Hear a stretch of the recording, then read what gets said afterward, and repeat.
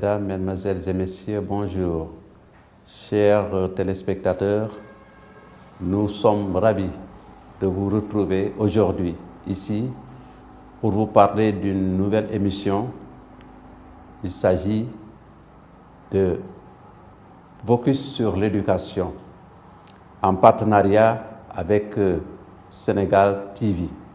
Donc, cette émission avait débuté avec LMT, Laajal Ma Tontu, donc sur ce site. Maintenant, nous allons apparaître au niveau de l'écran pour quand même rendre beaucoup plus fluide la coopération avec notre site LMT. Donc, la première édition que nous allons vous présenter, ce sera tout simplement de vous décrire le programme que nous aurons à vous proposer durant toute l'année. Il s'agira d'un projet éducatif. Donc, le contexte et la justification, si vous savez que l'éducation occupe une place importante dans le développement de tout individu, nous avons quand même proposé de vous parler le contenu donc de notre émission. Après le pain, l'éducation est le premier besoin de l'homme, disait Danton autant. De même aujourd'hui, nul ne peut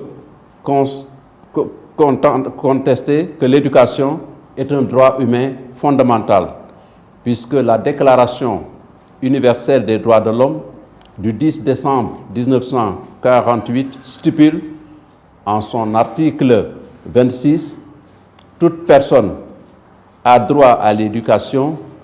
L'éducation doit être donc gratuite, au moins en ce qui concerne l'enseignement élémentaire et fondamental. L'enseignement élémentaire est obligatoire. L'enseignement technique et professionnel doit être généralisé. L'accès aux études supérieures doit être ouvert en pleine égalité à tous en fonction de leur mérite.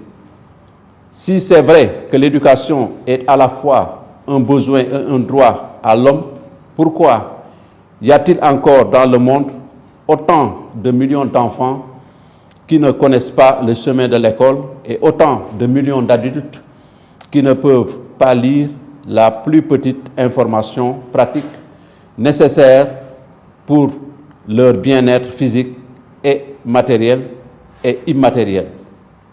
Leur bien est total tout court. C'est donc tout simplement parce que trop de millions de personnes en sont encore à courir après le pain quotidien. Car bien qu'étant à la fois besoin et droit fondamental, l'éducation vient quand même après le pain. Vivre d'abord et ensuite philosopher. Primo vivere edende philosophar. Danton lui-même a bien hiérarchisé les deux choses, le pain d'abord, l'éducation ensuite. Essayons de survivre avec moins, souvent beaucoup moins, $1 des États-Unis par jour, puisque c'est la référence. Tous ces êtres humains courent tant et si bien, j'allais dire si mal, après la première chose qu'ils n'ont ni le temps, ni les moyens de ramper vers la deuxième chose. Ne dit-on pas que ventre affamé n'a point d'oreille? Comment pouvons-nous vaincre la faim si nous ne nous saisissons pas de la science pour nous approprier la technologie en vue de négocier efficacement avec la nature tout en la respectant pour nous procurer le pain et puisque le pain. Et comment acquérir cette maîtrise de la science sans passer pour une éducation appropriée? Et nous voilà revenus à notre chère éducation.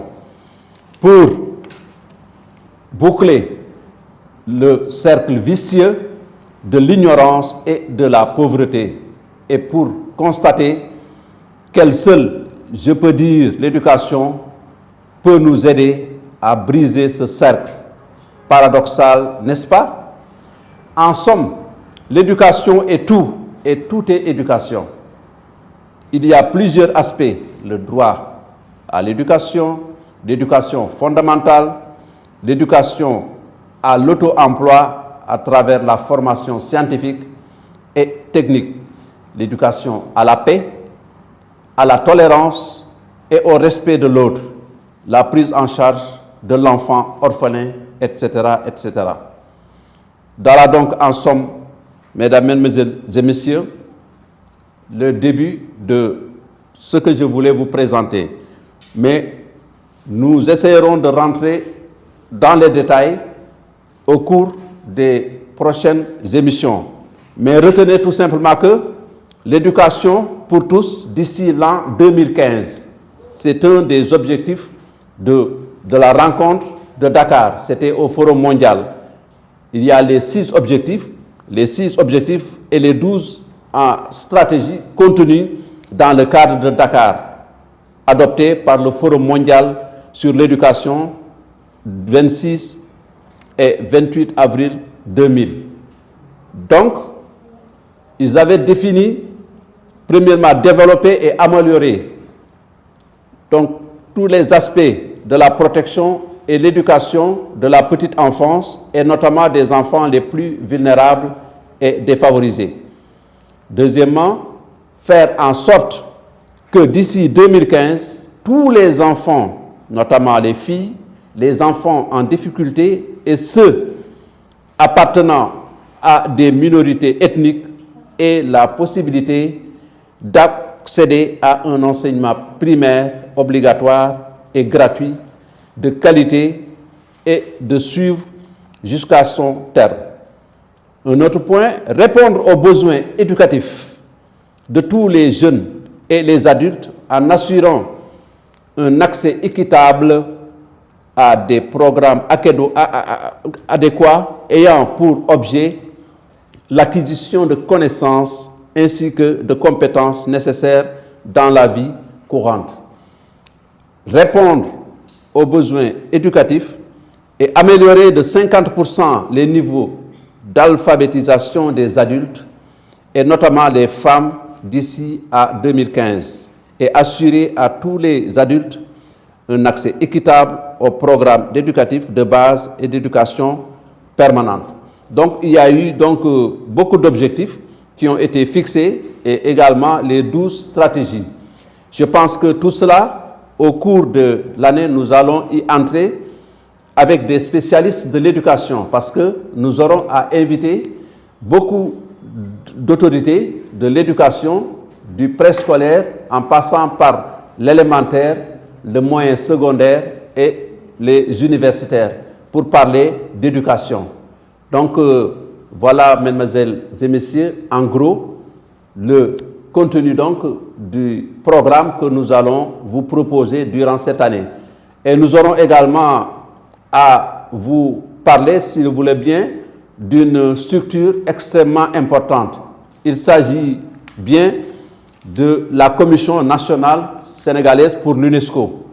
Cette Commission nationale pour l'UNESCO représente le Sénégal, représente l'UNESCO ici au niveau du Sénégal. Mais avant d'entrer dans le détail, il serait nécessaire de vous donner quand même la définition de l'UNESCO. Qu'est-ce que l'UNESCO? Donc, parce qu'on parle d'éducation. L'UNESCO, c'est l'Organisation des Nations Unies pour l'éducation, les sciences et la culture. Le sigle UNESCO vient de l'appellation anglaise United Nations Educational, Scientific and Cultural Organization.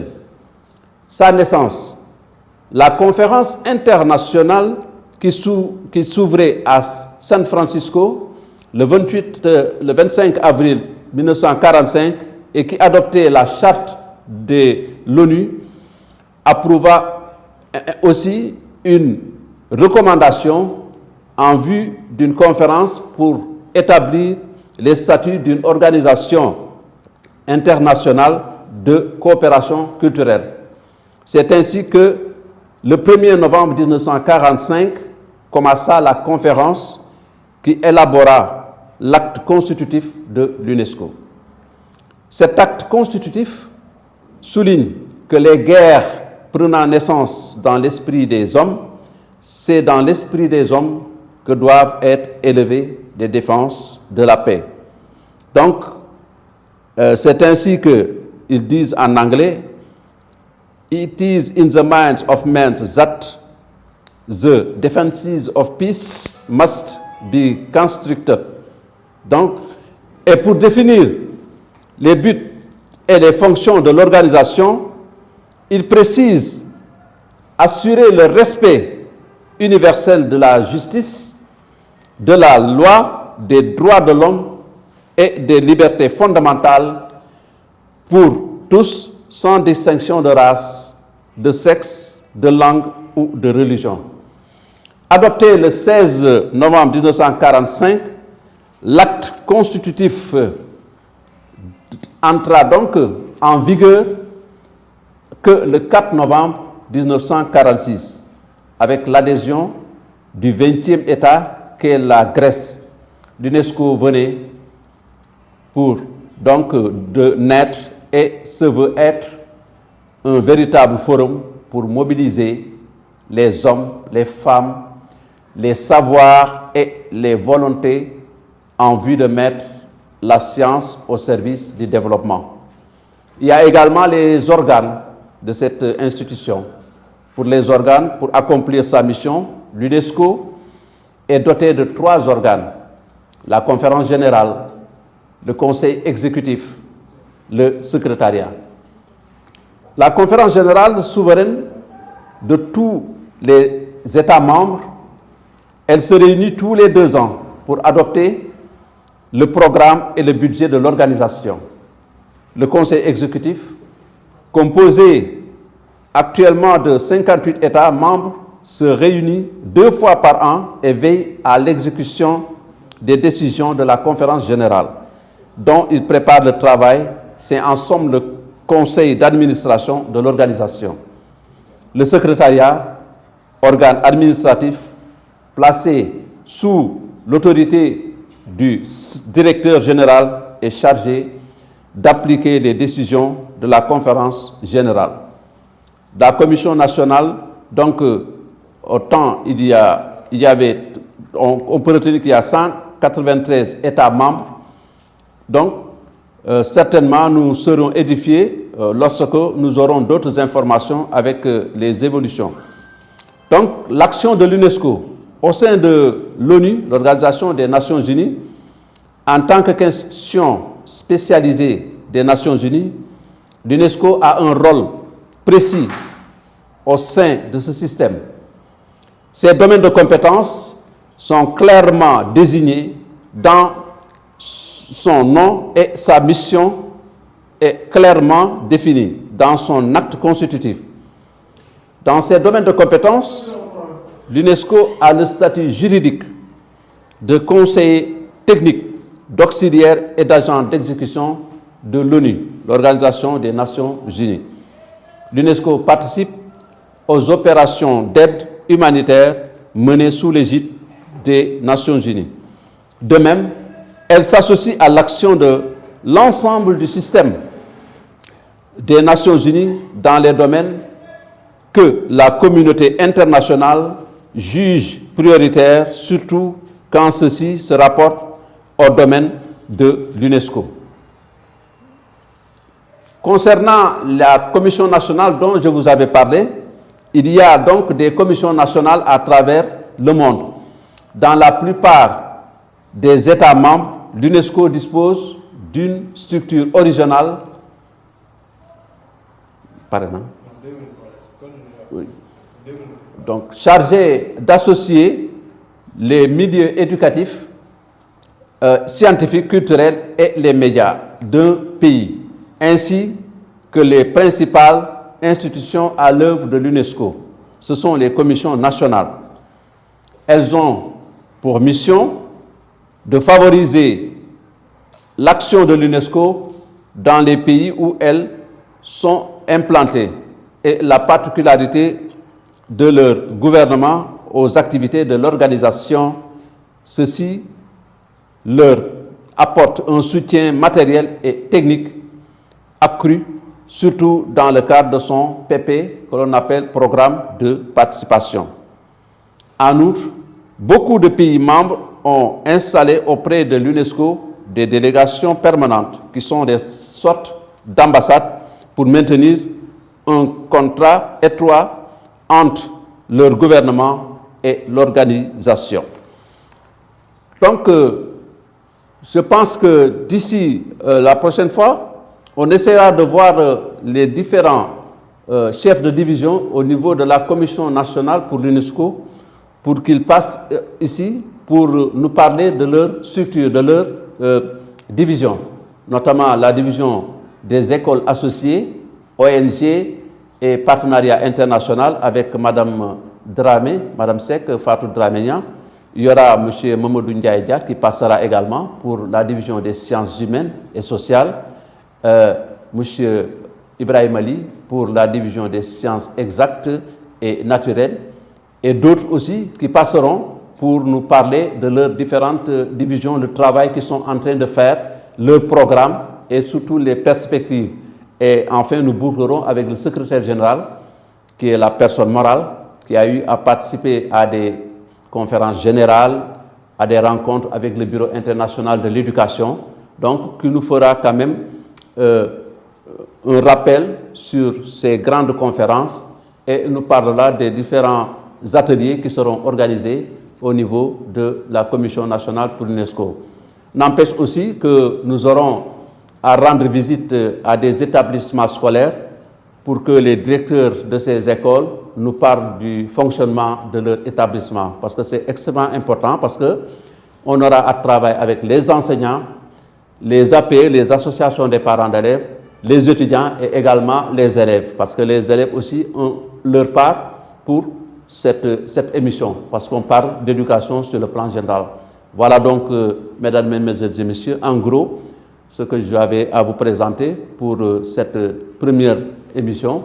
Je pense que nous aurons à nous retrouver d'ici quelques temps et nous espérons que le programme va vous intéresser. Je vous remercie de votre bien aimable attention.